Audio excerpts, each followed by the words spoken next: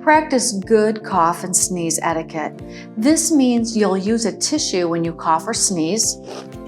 Cover your mouth and nose completely. When you're done, dispose of the tissue and then wash your hands with soap and water or with a 60% alcohol-based hand sanitizer. If you don't have a tissue, you'll cough or sneeze into your upper arm or elbow.